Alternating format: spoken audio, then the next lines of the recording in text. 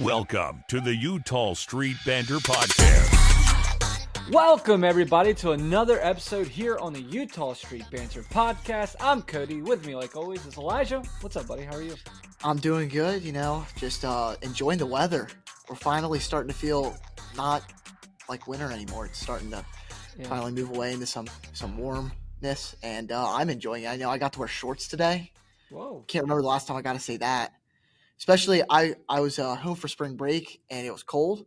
Then came back up to Pennsylvania expecting to be cold again, and it's been nice. So, the weather really predicts your mood this time of year, and I mean, you're feeling good. Oh, I get it. Yeah, I mean, today here, it was like almost 70. Wow. That's crazy. Nice. It really makes, when you're like, when we were talking about like spring training, like it's actually spring. Yeah. You know what I mean? Like it's more like winter training. Yeah. But yeah, man. So let's this isn't going to be a super long podcast because it's spring training and we try to save up all our energy for the new season. But until then, let's dive right in. I'm going to get into some MLB news. This is usually not so much Orioles related, but can leak into that a little bit. So let's get into it. So MLB news, we got the biggest news, in my opinion, is the new era completely flops on their new overlapping hat design. Everybody, if you haven't seen this, please Google. It's bad. It's bad. Like, there's some bad words accidentally. Some good stuff there. So I'm not going to be getting the Orioles one because I'm more of like a on-the-field hat anyway. That's just not my cup of tea. But you're also probably not going to be getting what the Rangers or the Angels. There's some other rough ones. So, but yeah, please go Google that. Look up you'll get a good laugh. The next one, here's not a great laugh for Yankees fans. Garrett Cole is out with Tommy John surgery, so he'll be out for this complete season and probably a little bit of next season too. And that falls right in line with Giancarlo Stanton also out for a long period of time. They don't know. They don't even know what's really wrong with him. So a lot of injuries over there on the Yankees front. And I'll be honest, we like to talk crap on the Yankees, but we feel you, bro. Like we're in the same page. So honestly, we get it. It feels like it's more even in the playing field. Yeah. we get it. Like, one big thing I never do is I never wish injuries on people. I would, but yeah, so another thing coming up is the breakout series is coming. The Orioles will play the Yankees, where top prospects from each team will be going against each other. Not a big fan of us playing a division rival. I mean, there's probably not much more they can do about it. They also probably don't care. It is still spring training, but last year was pretty cool when you saw Jackson Holiday go against Paul Skeens. But I like the breakout series. It makes spring training a little bit more interesting. I'll definitely tune in. If I don't get to watch it live, I'll definitely watch the replays. Sammy Bassella is going to play. Really excited about that. My man keeps hitting moon shots. So another thing, Lucas Giolito, the Red Sox starting pitcher, who had, I believe it was Tommy John surgery last year, or he had a type of surgery that kept him out for the entire season. After he was a big signing for them last year. He has hamstring tightness, so he has been shut down for a little while. I mean, poor dude, was one of the best starters in baseball for a while. Then the last thing was the Tokyo series is starting, and that is the beginning of the MLB 2025 season. That starts on March 18th. The Dodgers versus the Cubs. And who do you have pitching? Who's pitching that series, Elijah? That's going to be, I think it's actually really cool how they're lining it up. They have two Japanese pitchers going at it. So you have, for the Dodgers, Yoshinobu Yamamoto. Their massive signing that they signed last year. He'll start for them. And then for the Cubs, it's going to be their stud, Shoto Imanaga. And I mean, if you listen to when we did the podcast with Gary from Britain, he loves Shota, and I think this is going to be a game everyone should be tuned into this series. Spring training is still going on while this happens, so it's really the first taste of real baseball that we'll be able to get, and I think it's a great way to start off the season. Yeah, absolutely. That's all the MLB news we have because thank God there's not more going on, as we're getting ready for the Major League season. So Make magic happen with Emily at Blue Crab Travel, your Disney vacation expert. Ready to experience the wonder of Disney? Let her help you plan the ultimate Disney getaway. Whether you're heading to Disneyland, Walt Disney World, or a Disney cruise, she has you covered. Emily can take care of custom Disney itineraries tailored to your family's needs and preferences. She also can help find you exclusive discounts on Disney hotels, tickets, and packages. Imagine a stress-free vacation with hassle-free booking for accommodations, dining reservations, and fast passes. From character meet and greets to thrilling rides, Emily will make sure every moment is unforgettable. Email Emily Jones today at emilyjones@bluecrabtravel.com to start planning your dream Disney vacation. Oh, it's trivia time with Elijah. What do you got, Elijah? So this one, I'm kind of dipping into another sport a little bit, which is something I've actually been watching a lot of recently, is hockey. And me and Cody were both Capitals fans. And kind of the one thing taking over the NHL and the Capitals is Alex Ovechkin's, the great chase, as they're calling it, to really catch up to Wayne Gretzky's all-time goal record. And Ovi's only 8 goals away at this point, with plenty of games left in the season and looking like he's going to catch it. But I started looking, and I looked to see when he started his career, and he scored his first goal on October 5th, 2005, just 2 months after I was born. That's crazy. And so he's been playing for pretty much my entire life. Out of our top 30 prospects list that MLB comes and puts together, how many players were born after his first career goal? Okay. So that means they have to be younger than me, which I am 19. So they were born after October 5th, 2005. That are currently on the Orioles roster? That are currently a top 30 prospect for the Orioles. Oh, probably a lot. 17? 7. Oh, okay. Whew, I don't know. Yeah. You think there's 17 and 18-year-olds? That's what they all are. I thought you were trying to crush me there. I thought no, 7. No. Wow, that's crazy. Yeah. So the top prospect that is Kiefer Morph. He's a right-handed pitcher. His expected time to get to the big leagues is 2029. So it'll be a bit before you see him. And then there's a lot of 17-year-olds that we just got in this international signing period from this past year. Yeah. But I also see that you have a trivia question for me. I do. Okay. All right. It's not really a trivia question. It's just it's like a brain teaser. All right. So I saw this on Instagram, and I thought this was a great question, so I'm not stealing it. I mean, so I hope you didn't see it too, because this is how this is. What 2 MLB teams do not end with the letter S? Which teams don't end with the letter S? There's 2. The Red Sox and the White Sox. See, I know that crap. God's sakes. Well, they end with X's. Yeah, I know. But every normal person is like, oh, yeah. And then they kind of go through them. No. Well, that will take too long. I think we would have no one listening to us if I just went through, let's see the A's. Yeah, I meant like I thought it would be more difficult, Elijah. Yeah. There's only 30 of them. Yeah, sorry. Yeah, you went through, 18 of them real quick, didn't you? Yeah. All right, I went through MLB news. Luckily, we're an Orioles podcast. Elijah, let's start up some Orioles news. And I'll go through these a little bit, not as quick as Cody, but some of them are good, some of them are bad, and we'll just see where the conversation takes us. But starting off, we have new jerseys for the Orioles this season, and they're all orange. And I've heard some people call them prison jumpsuits. I've heard some people love them, and I really don't even know how I feel about them. I saw they officially posted a couple days ago. There was rumors for about a month or so about it, and I think I need to wait to see what it looks like on the field first. Yeah, what do you think? Do you think black on black or orange on orange? Which one do you like better? Like not the. I'm not saying it has to be the City Connect. Just black jersey and black pants. I think black on black looks better than the only way you can work it, really, because it's so much orange, and that's my problem, is that like I love Orioles orange, obviously. That's like half of the clothes I own is something to do with the Orioles, but I don't pair it up with a pair of orange cargo shorts. Yeah, right. That's a bold move. It's a lot. And I think if you see it maybe a Friday night at Camden Yards or something like that, I know I think it's one of the first games we play of the season at home against the Blue Jays we're wearing it for. And I think that's going to be an interesting look, especially in the daytime. I don't know how it's going to look. Definitely feel like it's more of a nighttime jersey. Yeah. But I mean, we'll see. It's bold. Yeah, I agree. I don't know how I feel about it. I also wish we had like a fat guy, because I think that would look I hilarious. think Bartolo Colon would rock this. Yeah, I think that would be hilarious. Yeah, I feel you. no, I don't know either. I mean, I'm not overly excited.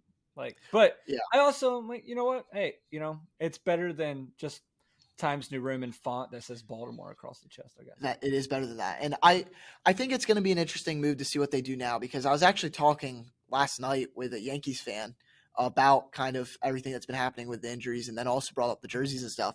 And he was telling me how he likes this move a little bit more than even our City Connects, just because of how bland our City Connects are. Yeah. And him, as a Yankees fan, was saying that our Friday night home jerseys, the black ones with the orange lettering, are some of his favorite jerseys in all of baseball, which, coming from a Yankees fan, is honestly surprising to hear anything good about the Orioles in general. But I think we're going to stand out. I think that's definitely the move here.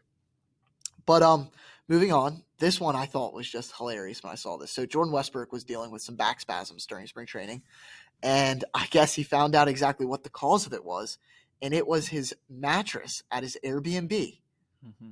And if I had to guess, if you were to come and tell me, pick one Oriole that was having back problems because of how soft his mattress was, my first guess would have been Charlie Morton, because he's 42. Right. Like I know my dad's going to listen to this, and I'm sorry, but this is something that he would have a problem with in a hotel room. Like, he would wake up and not be able to roll over or something because his mattress is too soft. Right. And I would guess Charlie Morton. But Jordan Westbrook falls right into that, I feel like. That's just like in my head, I still see him as a little bit of a JJ Hardy. And right. That's a JJ Hardy move right there. Like, that is so hilarious. Yeah, I agree. When I heard that, for one, I was like, oh, thank God, that's all, And then two, I'm like, geez, he's like an old man, I'm like, I'm pretty sure when I was his age, I could sleep on anything. Like, I could sleep standing up on a ladder, not really, but yeah, that's funny. Yeah, but anyway, thank God he's okay. Oh, yeah, for real. And then this one's an interesting one, which this came out, I think, about a week ago, but I just think it's cool to talk about it, is there was the Masson disagreement has been settled. Yeah. And Masson's no longer going to be carrying Nationals games after next year, which will definitely be an interesting shift. The one thing that we can hope for as Orioles fans is that it doesn't change too much for our viewing, or if it does change, it's for the better. I think everyone's been wanting more streaming capabilities for a very long time. The Masson streaming is subpar. And I think if they can focus solely on Orioles games, maybe it'll get better, and maybe we can get some more funding put into it.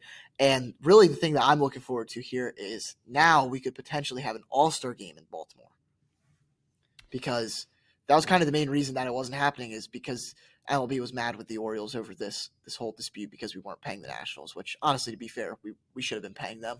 I mean, that was the deal. But I don't know. It's an interesting one.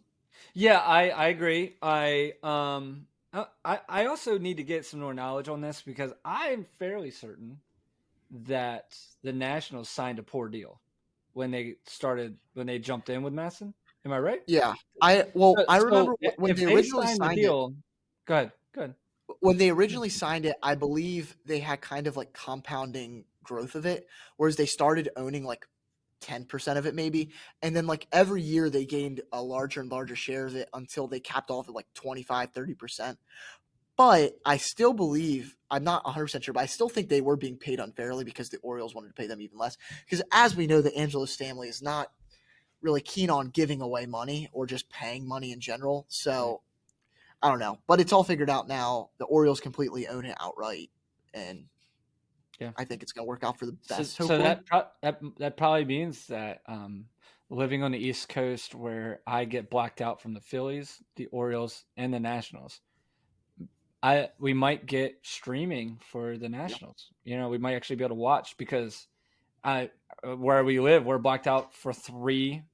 It's amazing that where when you live in the tri-state area, if you don't know where that is, that's Delaware, Virginia, Pennsylvania, right? If you live over here and you get blacked out by 3 teams, it's amazing that there's even baseball fans, because we can't even watch baseball. Yeah, especially with how little people actually have cable anymore. Yeah. I mean, I'm going to be fully honest. The only reason I'm able to watch any Orioles game is because the part of Pennsylvania I am far enough away that it's not blacked out. Yeah. But you bet if the Orioles are playing the Phillies or the Pirates, I can't watch it. Right. It's crazy. It's crazy. Yeah, it's terrible. But yeah, thank God that deal's over. Yeah. And it looks like, I think next year, the Orioles and the Nationals are doing a spring training game at Nats Park. Well, that's actually starting this year. Is it this year? Okay, and then Yeah, next year it's going to be they're going to keep flip flopping it. So I think they scheduled it for like the next 3 or 4 years or something like that, where it's the last day that spring training normally is. It's that like the next day, so they still have a couple days before the season starts. I think it's going to be cool as a way to kind of kick off the season for the two teams. It just seems like right when this deal happened, like relationship has been bonded a little bit. Yeah, I wonder how terrible the Angelos family was to the Nationals. Really, I see all these things. And I wonder if it was just them. Yeah, because it seems like the new Orioles ownership is trying to put the right foot forward. Yep. But something else that's interesting that's coming to Camden Yards, actually in September, is that Under Armour and Baseball Factory have kind of partnered with the Orioles to put together the UA Next All-America game. And that's basically a showcase for the best high school talent around America to come together and fight. I look at this as another version of like a high up PG tournament. For those of you that don't know, Perfect Game, they run tournaments all over and showcases all around the country. And I think this is going to be really interesting. It's really cool. Cal Ripken had a nice quote where he said, at Ripken Baseball, we all strive to provide the ball players at our facilities with big league experience. Playing at Camden Yards is as big league as it gets. And I think that's a great way to put it. The Ripken organization, I know definitely, and the family all helped put this together a little bit more. And I think having him in the organization helps with this stuff. And I mean, one way to get a better rep for yourself is to really go out, not just the community, but the next generation of baseball players coming up. Yeah. Oh yeah. I agree. I mean, I can't wait for when Camden Yards does the one for like old guys, because I'm going to be there. You know what I mean? I get the old wing ready to go. 65. You know, remember what the movie is like? Was it The Rookie? Was it Rookie? Or where there's like a 40-some-year-old teacher, gym teacher, baseball coach, and hey, I'm here, guys. Let's go. Well, it's not like a hockey word. I'm pumping like 81. 81, okay. So I'm not far from Sagano or Charlie Morton. I'm not far from either one. I mean, 10 miles an hour is still pretty far. Yeah, you're right. Okay, can I pitch like closer? No, I don't want nobody hitting a line drive at me. Never mind. Can you get an L screen and pitch closer?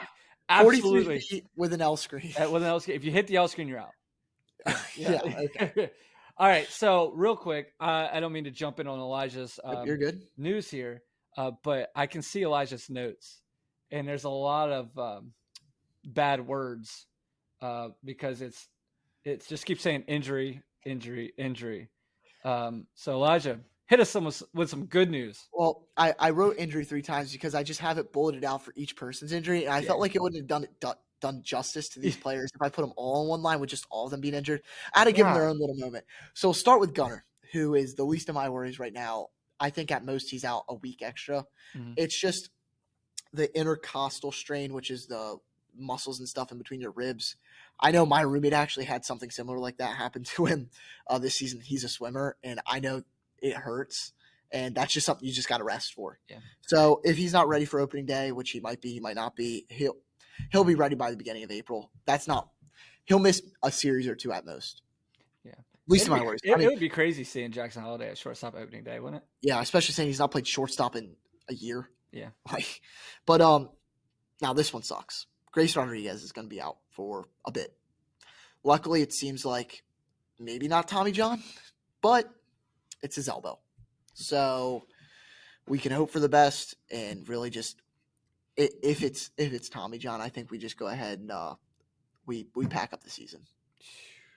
I mean, if you listen to our rankings with Gary from A Brit Does Baseball, I had him on my top 15 pitchers, and I really just wanted him to kind of come through. And even last 2 episodes ago, talked about how I really just need him to stay consistently healthy. That's the 2 things. Like, it's kind of the key thing we needed, and he's already hurt. And I'll go into later about our rotation, but it leaves a lot of question marks, and it kind of stinks. It doesn't kind of stink. It really stinks. Yeah, I mean, I just feel like it's the Oriole way, you know? Yeah. We bring up a pitcher coming through the ranks that's supposed to be amazing. And he is. He's good. I'm not dissing him. And it's not his fault. He's no Dylan Bundy. But it's not his fault. But an injury. Every time. It just, my guy, every time. Like, it's every time. Yeah. I mean. He couldn't even stay healthy until we got Bradish back. Yeah, I mean, when I talk to people and I'm like, give me a pitcher the Orioles brought up that didn't get hurt, and they bring up Mike Messina or whoever. I'm like, God's sakes, then that's 25 35 years ago. Yeah. Yeah, whatever. Yeah. Yeah. I'm like, yeah, but they're right. They're right. I mean, they're not wrong. Yeah. I mean, genuinely, I haven't seen us in my lifetime bring up a pitcher that stays healthy and stays for us for more than 3 years. Like, isn't that crazy? Chris Tillman, the closest. Yeah. Oh my God. Yeah. But do you want that to be the guy that? But we didn't even bring him up, really. Like, that was a trade. When's the last time we had a pitcher come through the ranks and he'd be a stud for the whole part of his career with the Orioles? Zach Britton. Well, yeah. Well, as a starter, he wasn't. No. But then he went to the bullpen. Yeah. He was great. Yeah. You know what? I can't diss you for that. Yeah. I get you. I mean, that's a good honestly, one. that's it. Good. Yeah, that was a But good. and then speaking of relievers like Zach Britton, I had another Andrew bad one. Kittredge, the only reliever we signed all year. We lost Danny Coulomb. We lost Jacob Webb. We bring in Andrew Kittredge. I was super stoked about this. Same. Like, through the roof happy. This was a great signing, I think. Great deal. He's out for a couple months, knee surgery. Yeah, they literally said 2 to 3 months. Yeah. My goodness. Which, luckily, I was very confident about our bullpen going into the season. This takes down a little bit. It just I will say we have some relievers in camp that are looking good, like Ronzi Contreras, and this could open up a spot for someone like him to break the roster. Because honestly, we didn't really have any wiggle room in our bullpen without this injury. Honestly, besides him, I mean, Gregory Soto, if he didn't start off good, maybe could come out, or Dominguez, but we were kind of locked up. Yeah, and it's going to create some question marks. I rather miss him early in the season than at the end. That's kind of the typical thing that everyone says, but I just rather not miss him at all. But to get away from some of this injury talk, let's go over. I literally put this in here in our notes. Cody didn't even know this when I wrote it down. But the reason I did this is because I knew we were going to get really bummed out by all the injuries, so I wanted to uplift us. And we both have 3 positive things that are happening right now. Cody, I'll let you go first. I feel like you're like a therapist. Okay, after how crappy your day has been, give me a few things that. Well, you know what? In my opinion, I think we're going to end the podcast on a nice note because I have this right here that's going to do good. And our next segment's not terrible. It's kind of in the middle. All right. Yeah. Positive Elijah. That's what they call you. All right. So the 3 positive things that are happening right now for the Baltimore Orioles for me is, number 1, Westberg is no longer hurt, and we got him a great mattress topper. He's just sleeping on a rock. Amazon. Thank you. You saved him. Yeah. All right. Number 2, Batista is not hurt yet, and he's still throwing. Does he look amazing? He does not. But is he working on things? He does. The other day, I almost was freaking out because he struggled, and then I realized, hold on, wait. Then I realized he didn't throw anything but a splitter the whole time. He can do whatever the heck he wants, but that's fine. If you're going to work on pitches and struggle, whatever, you're good, man. Yeah. That's what I was going to say is we do have to keep in mind that he has not thrown a baseball in a live game since like a week ago. Like this is his. He really needed spring training. Yeah. And if you're not an Orioles fan, guys, we're talking about Felix Bautista. Sorry. Let's be honest. Are there any non-Orioles fans listening at this point? I hope not. And then my third favorite thing, and this is my number 1 favorite thing, is, guys, I don't know if you see Adley Rutschman right now. My man's killing it. He looks great. I've never seen his swing as good as it looks. I know it's spring training, but his swing's a swing. His launch angle is amazing. My man, like I said, he looks like he looked when he played college. Like, he looks great. Really excited because, boy, a bounce back Adley Rutschman would be huge for the O's. What do you got, Elijah? So I went for 3 pitchers who I actually have a great stats for the 3 of them. And I'm going to I know you have them written down, so I'm not going to be able to have you guess it, but I'll read it out to everyone. And just keep in your mind before I say these 2 names. So we have 3 pitchers that so far have combined for 18 innings pitched, 19 strikeouts, 4 walks, and 0 earned runs, a 0 ERA. And when you're thinking, who could this be? Maybe it's this guy or Felix Bautista, maybe, if he's doing great, even though Cody just said he's looking a little rough. Tomoyuki Sagano, Charlie Morton, and Kapovich. Wow. They are on fire. And I couldn't ask for more. I mean, this is what you needed to see from them. And like you just said, it is spring training, but this is what I keep telling myself to make me feel better about it. Earlier in spring training, whatever, but especially the later in we get, like this week, last week, you see that the Tomoyuki Suganos, Charlie Morton, Kapovich, they're coming in early in games. Adley Rutschman's having his first couple at bats early in games. It's the major league squad still playing by the third, fourth, fifth inning, and then you see the prospects by the 6, 7, 8, 9. Yeah. So when you think about it, they are playing major league competition, and they're killing it on their own. I know I kind of lumped them together, but Sugano, we really need him to be something this year. Morton, if he can just be decent, eat innings, and Kapovich, I need him to step up. Yeah. There is an availability for him to become a number 2 starter in this rotation, and his elusive fastball, as they say, could get him there. Absolutely. It's going to be interesting. And then I'll actually take those 3 names right into our next segment, which I want to compare our rotation to a rotation that's gone through a lot of injury struggles lately, and that is the Yankees. And right now, I actually had to look up to see what was projected because I couldn't myself figure out who was going to pitch in which spot in which order. We have Zach Eflin, number 1. But most projections have Morton as their second pitcher, which would be interesting. Then you got Dean Kramer, Sugano, Povich. I see those bottom 4 could go in literally any order. You could see Kramer going number 2. Kramer could be 5. We don't know. Are we going to get really good Dean Kramer, or are we going to get playoff Dean Kramer that gives up 6 runs in 2 innings? Yeah. Sugano, is he going to be able to come out here and fire him off, or is he going to look like an old man? Same with Morton. Yeah. Povich, we kind of know what we're going to get. We saw it last year. We just hope he can improve. And we need Zach Eflin to be nails.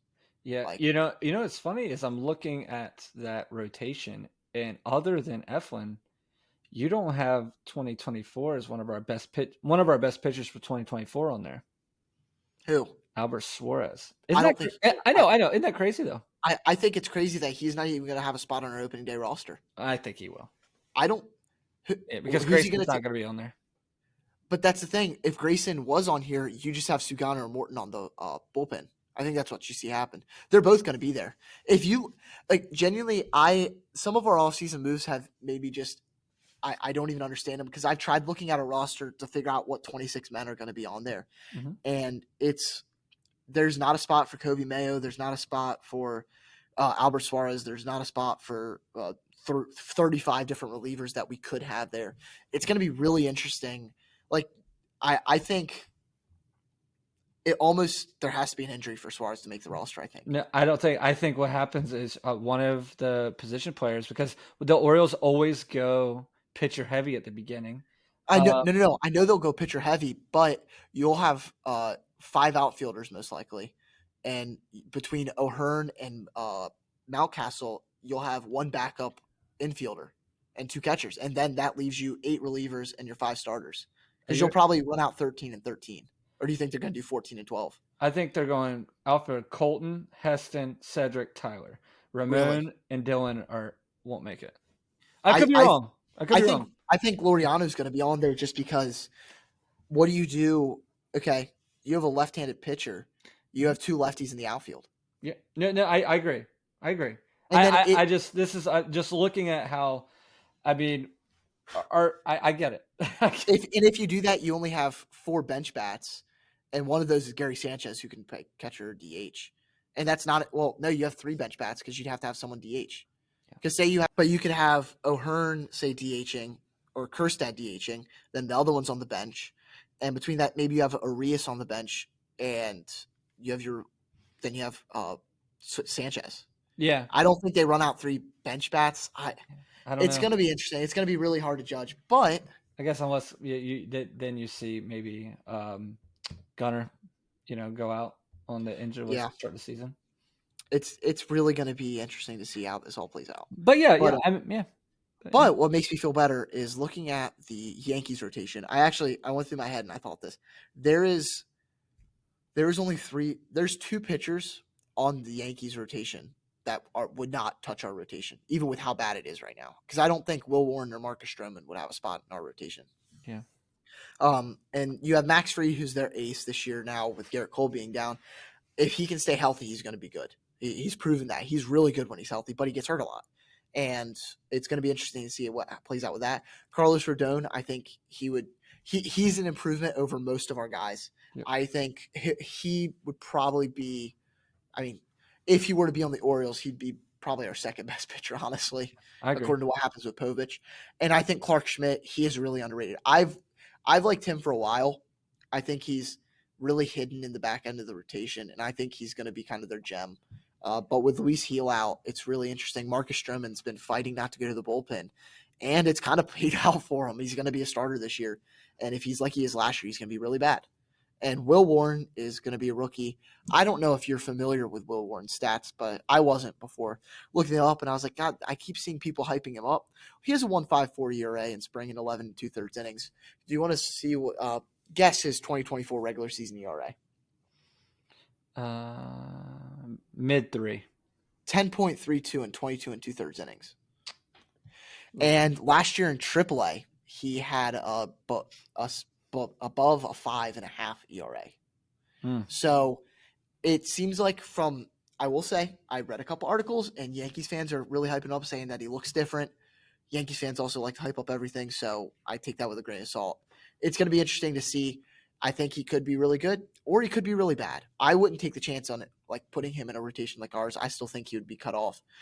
But when it comes up to it, I think the Yankees are more top-heavy. The bottom is really bad, and I think it's more Eflin's the anchor, and then the rest just need to float, really. They just need to get us through the week. Yeah. So our bullpen, I think our bullpen's going to be very good. If you can get a lead to our bullpen in the 6th inning, I think we'll be fine. Yeah. Most night. Yeah, I agree. It's just amazing how the media thinks. I mean, the Yankees are going to run away with the division.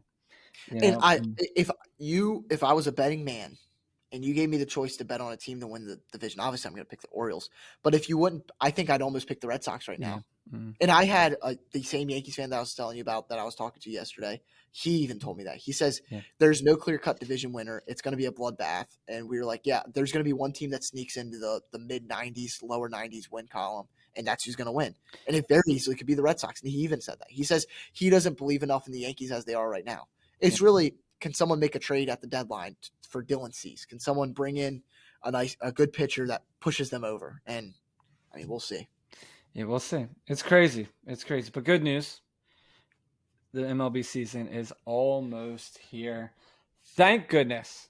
Thank goodness. It's amazing the difference of years, because, of course, last year when we started this podcast, right now we're talking about all of our top prospects, everything. We're talking about, Colton Cowser, is he going to make the team? Heston Kershaw, now it's all getting cleared up a little bit. You know what I mean? The Jackson Holiday saga from last season is over. We know he's going to start with the 2025 squad. Now, Kobe Mayo, we still don't know anything about him. He's struggling this spring still, hitting the ball on the ground a lot. I think for him, it really just depends if Gunner's hurt. Yeah. I think he's the next guy up at this point. Yeah.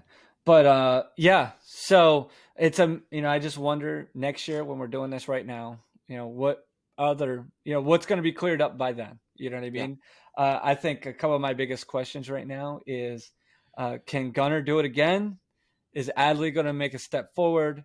And is Sugano legit? You know what I mean? Those are three of my big questions right now that I'm really curious to find out. And obviously we will find out. If Gunner does it again, I wouldn't buy too many jerseys because he's not going to be on the team very long. I think Adley can step up and do it again. Step up and be a leader of the team this year. Sugano, I have no idea. He's a wild card. Yeah. If he can win 10 games this year, he's going to be amazing. So we shall see. Yeah. But we just want to thank you guys so much for joining us on another episode here on the Eutaw Street Banter podcast. We can't wait to see you next week. We're going to start getting on weekly again. We got our two new co-hosts with Greg and Brad, who's going to start jumping on more often to just give us some different points of views and really help us out. Please make sure you like and follow us on all of our social medias. We're on X, we're on Instagram, we're on Facebook, we're on TikTok. And also, to listen to us, we're on YouTube. Please subscribe. Hit the subscribe button. That really helps us out. And don't forget to give us a thumbs up. And we are also on Spotify and Apple Podcasts, and any way you can find us, right? So until next time, guys, we will see you. We hope next time we have great news for you, and have a great rest of your week. Thanks, guys. Yep. See ya. See ya.